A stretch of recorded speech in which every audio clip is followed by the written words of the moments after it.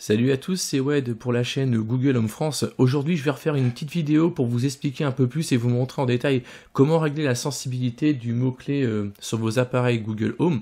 C'est une demande qui revient régulièrement sur le groupe. Et donc, on avait fait un article avec Julien en mai 2020 pour montrer comment il fallait faire. Et donc là, je vais vous montrer directement dans une vidéo, en fait, comment accéder à cette option, car vous allez voir que dans un premier temps, l'option n'est pas accessible pour nous en France. Alors, on va déjà commencer par voir où se trouve cette option. On va utiliser la fameuse barre de recherche de l'assistant Google et on va taper sensibilité.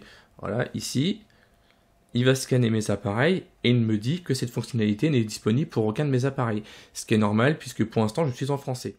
Alors, pour ce faire, en fait, il faut prendre la langue de l'assistant Google et en fait, la changer puisque la fonction n'est disponible qu'en anglais et en US.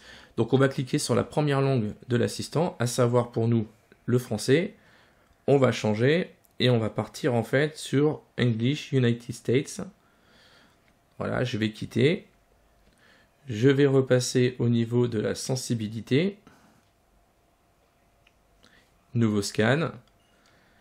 Et là, vous allez voir qu'il va me trouver la liste de mes appareils sur lesquels je peux affecter ou pas une sensibilité. Voilà, donc là, mes appareils remontent désormais. Je peux cliquer en fait sur n'importe quel appareil de mon choix et lui appliquer une sensibilité plus ou moins réactive. Alors je vais prendre par exemple le premier de la liste, celui-ci.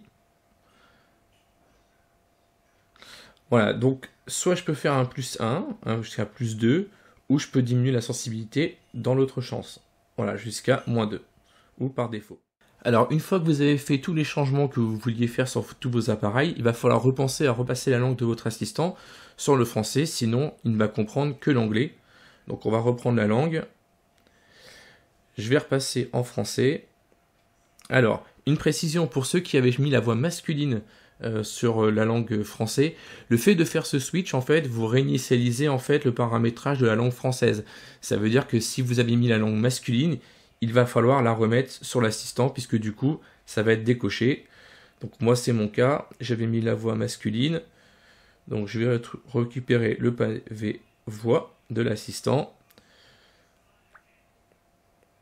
Et je vais repasser sur la voix masculine.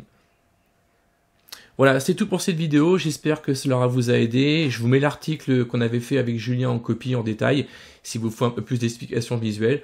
Voilà, moi je vous dis à la prochaine pour une nouvelle vidéo. Salut!